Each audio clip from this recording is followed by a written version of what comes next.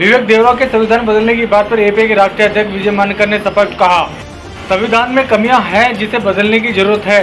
Totally संविधान बदलने की जरूरत नहीं है। ये कमियां 1949 से ही संविधान में हैं। तेलंगाना के सीएम को भी विजय मानकर ने 2 साल पहले दे चुके हैं सलाह।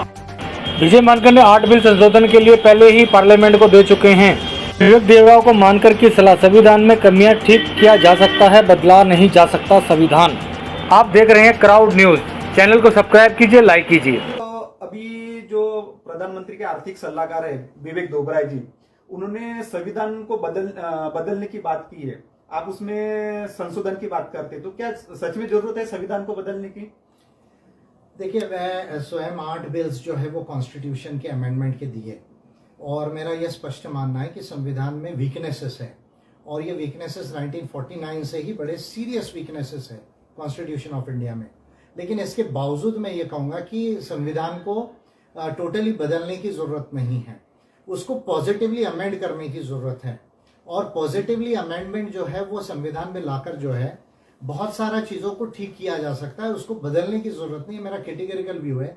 जब तेलंगाना के चीफ मिनिस्टर CR राव ने, चंद्रशेखर राव ने भी 2 साल पहले इस तरह की बात की थी, तब भी मैंने कहा था, CR राव जी को मैंने तेलंगाना में जाकर जो है वो एक ओपन जो है वो डिस्कशन के लिए भी मैंने इनवाइट किया था कि भाई आपके जो पॉइंट्स है वो राइटिंग में जो है वो प्रोक्लेम कीजिए और मुझे देखने दीजिए। अगर अमेंडमेंट से ठीक की जा सकती है वो चीज़ें, तो हमको संविधान बदलने की बात नहीं करनी चाहिए। वही बात मैं विवेक देवरा को भी कह रहा हूँ, जो इकोनॉमिक एडवाइजरी काउंसिल के चीफ है प्राइम मिनिस्टर के, कि आप जो है ऐसे स्टेटमेंट देने के बजाय आप लिस्ट को जो है वो प्रोक्लेम कीजिए कि आपको संविधान में क्या क्या चीज़ें कमी नजर आती है, और उसको हम प्रोग्रेसिव अमेंडमेंट से जो है वो इम्प्रूव कर सकते हैं।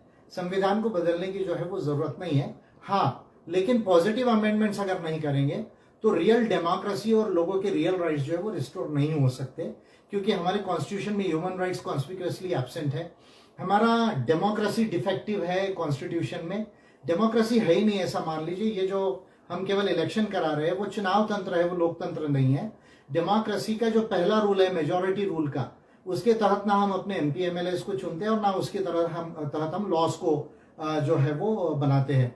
चाहे मैं आर्टिकल 81, 170 की बात करूं या लॉस बनाने के लिए आर्टिकल 100, 107, 8 एंड 189 की बात करूं, तो हमारे कॉन्स्टिट्यूशन में डेमोक्रेसी का जो मॉडल है, first rule of democracy is the majority rule, यानी 51% वोट से चुनकर जाना चाहिए, वो भी नहीं है। और कोई भी लॉ बनते वक्त जो है पार्लियामेंट की मेजोरिटी होना चाहिए, ये रूल भी नहीं है। अगर 10% भी कोरम हो तो हमारा पार्लियामेंट जो है वो फंक्शन कर सकता है। 10% का मतलब लोकसभा में लगभग 55 MPs, और उसके मेजोरिटी अगर उसको पास कर दे तो वो लॉ बन जाता है। तो ये डिफेक्टिव डेमोक्रेसी का मॉडल है, डिफेक्टिव रूल ऑफ लॉ बनाने का जो मॉडल है। फिर आदिवासियों को एबोरिजिनल ट्राइब्स नहीं माना गया, उनके जल जमीन जंगल और संस्कृति के जो अधिकार है वो कॉन्स्टिट्यूशन में फुल्ली गारंटीड नहीं है। फिर चीफ इलेक्शन कमिश्नर को या बाकी इलेक्शन कमीशन को अपॉइंट करने का जो प्रोसीजर है वो डेमोक्रेटिक नहीं है हमारे कॉन्स्टिट्यूशन के अंदर में। हमारे देश के अंदर में बजट को लेकर बजट बनना चाहिए ये तो है, लेकिन मेजर क्या सिद्धांत होने चाहिए ये प्रोविजंस उसके अंदर नहीं है।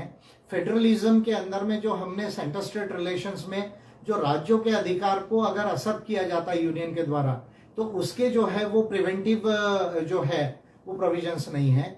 जुडिशरी का जो मॉडल है, जो हमने सिलेक्शन प्रोसीजर को रखा है, एग्जामिनेशन प्रोसीजर को नहीं, ये भी एक बहुत बड़ी सोचने की बात है। ऐसे कई मेजर फ्लॉज है इंडियन कॉन्स्टिट्यूशन में जिसको इम्प्रूव करने की जरूरत है। उसके